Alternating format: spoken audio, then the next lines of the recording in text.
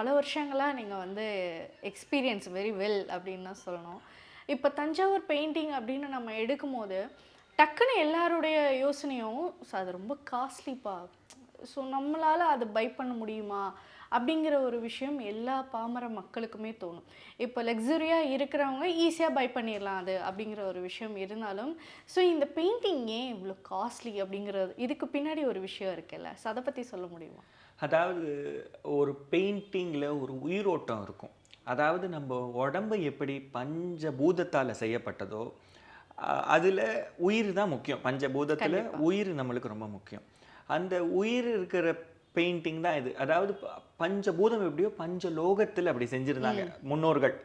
பஞ்சலோகத்தில் அந்த தங்கம் தான் உயிரூட்டம் உள்ள இது.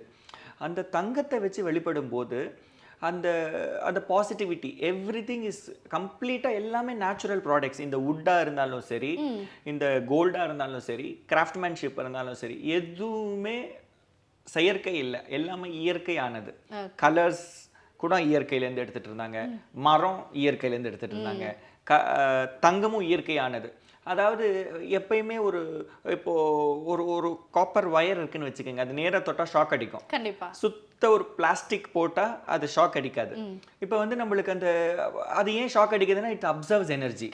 அதே மாதிரி இந்த மெட்டல்ஸ் எப்பயுமே இட்ஸ் அப்சர்வ்ஸ் எனர்ஜி. அந்த ஆக்கர்ஷண சக்தி அந்த வீட்டில் வச்சு பூஜை பண்ணும்போது அந்த நம்ம கொடுக்குற பாசிட்டிவிட்டி அந்த படம் வாங்கி வச்சுக்கும். அதாவது அந்த அந்த அந்த படத்துக்கு ஒரு ஜீவன் வரும். அதாவது நம்ம பூஜை பண்ண அந்த இதில் அந்த படத்துக்கு ஒரு சக்தி வரும். ஒரு பிளாஸ்டிக்கை வச்சு பண்ணுறதுக்கும் ஒரு பிளாஸ்டிக் ஃப்ரேம் போட்டு ஒரு பேப்பர் வச்சு பண்ணுறதுக்கும், அதாவது ஒரு ப்ராப்பர் ட்ரெடிஷ்னல் ஆர்ட், அதாவது நம்ம முன்னோர்கள் நம்மளுக்கு என்ன கொடுத்தாங்களோ அதை அப்படியே எடுத்துகிட்டு போகிறதுக்கும் நிறைய டிஃப்ரென்ஸ் இருக்குது.